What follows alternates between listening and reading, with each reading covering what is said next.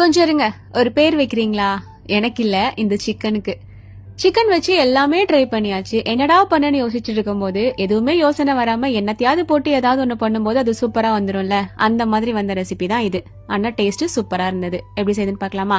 இதுக்கு ஒரு மண் சட்டில கொஞ்சமா தேங்காய் எண்ணெய் சேர்த்துட்டு பட்டை, கிராம்பு, ஏலக்காய், சோம்பு சேர்த்து நல்லா பொரிய விட்டுட்டேன். இதுலயே ஒரு 3 பல்லாரி வெங்காயம் நல்லா ஃபைனா சாப் பண்ணி நல்லா வதக்கி விட்டுட்டேன். அது வதங்குறதுக்குள்ள ஒரு மிக்ஸி ஜார்ல 3 தக்காளி, ஒரு 4-5 பல் வெள்ளைப்பூடு, ஒரு பெரிய துண்டு இஞ்சியை இந்த மாதிரி சின்னதா கட் பண்ணி சேர்த்திருக்கேன். கூடவே 5-6 பாதாம், 7-8 முந்திரி, ஒரு கைப்பிடி மல்லி இலை, ஒரு கைப்பிடி புதினா இலை. இது எல்லாத்தையும் தண்ணி சேர்க்க தேவையில்லை. அப்படியே ஒரு ஃபைன் பேஸ்டா அரைச்சு எடுத்துக்கோங்க. இந்த அளவுக்கு வெங்காயம் வதங்கி நல்லா இந்த அளவுக்கு கலர் சேஞ்ச் ஆனதுக்கு அப்புறமா 1/2 டீஸ்பூன் அளவுக்கு காஷ்மீரி சில்லி பவுடர் சேர்க்கிறேன். நீங்க நார்மல் சில்லி பவுடர் சேர்க்கறீங்கன்னா 1 டீஸ்பூன் சேர்த்தா போதும்.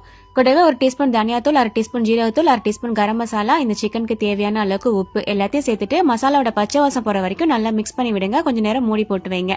அண்ட் இப்போ இதுல புளிப்பு இல்லாத தயிர் ஒரு 2 டேபிள் ஸ்பூன் அளவுக்கு சேர்க்கிறேன். நீங்க சேர்க்கக்கூடிய தக்காளி, தயிர் ரெண்டுமே அதிகமான புளிப்பு இருக்கக்கூடியது அப்படின்னா தயிரை மட்டும் ஸ்கிப் பண்ணிக்கோங்க.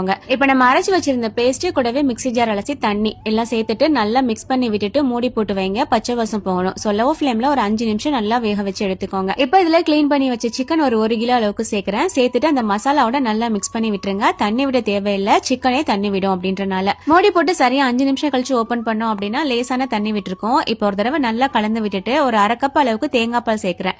உங்களுக்கு தேங்காய் பால் சேர்க்க விருப்பம் இல்லை அப்படின்னா நார்மல் தண்ணி கூட சேர்த்துட்டு நல்லா கலந்து விட்டு திரும்ப ஒரு 10 நிமிஷம் வேக வச்சு எடுத்துட்டோம் அப்படின்னா சிக்கன் கிரேவி சூப்பரா ரெடி ஆயிருச்சு. இப்போ இதுல கொஞ்சமா கொத்தமல்லி தலை சேர்த்துட்டு திரும்பவும் மூடி போட்டு ஒரு 10 நிமிஷம் வச்சிட்டீங்க அப்படின்னா எண்ணெல்லாம் பிரிஞ்சு சூப்பரா இந்த மாதிரி ரெடி ஆகி வந்திருக்கும். சோ செம்ம டேஸ்டா, வாசமா, டிஃப்ரெண்டான ஒரு டேஸ்ட்ல சூப்பரா இருக்கும். கண்டிப்பா ட்ரை பண்ணி பாருங்க. அண்ட் மறக்காம இதுக்கு என்ன பேர் வைக்கலாம் அப்படிங்கறதையும் கமெண்ட்ல சொல்லிட்டு போங்க. இது white rice, variety rice and எல்லா வகையான டிஃபன் ஐட்டம்ஸ்க்கும் சூப்பரா இருக்கும். அன்னைக்கு இதுக்கு நான் நெய்ச்சோறு பண்ணி இந்த சிக்கன் கிரேவியோட பாயில்ட் எக் வச்சு சாப்பிடறதுக்கு செம்மையா இருந்தது. நீங்க இந்த சிக்கன் ரெடி பண்ணி எது கூட வச்சு சாப்பிட போறீங்க அண்ட் என்ன பேர் வைக்க போறீங்க சொல்லுங்க பாப்போம்.